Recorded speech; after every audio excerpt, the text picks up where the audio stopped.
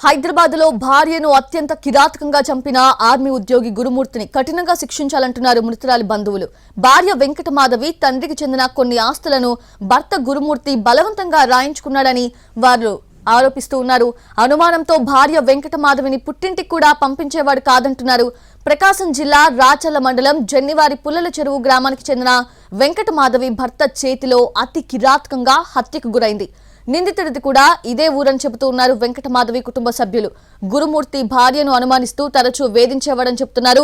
Army ఉద్యోగం చేస్తున్న సమయంలోనే గురుమూర్తి తెలంగాణలో స్థిరపడ్డాడు.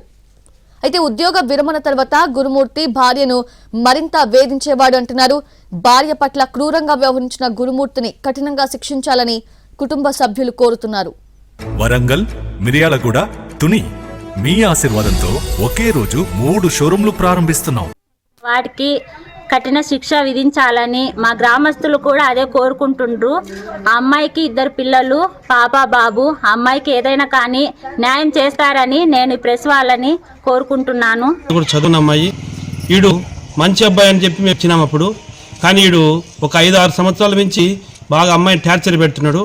కానీ సర్దుకొని పోతున్నాము. సరే అమ్మ సర్దుకోండి అని చెప్పి చెప్తున్నాము. చెప్తే సరేలే అంటున్నాడు. ఈ విధంగా చేస్తాడని మేము అనుకోలేదు. కిరాతకంగా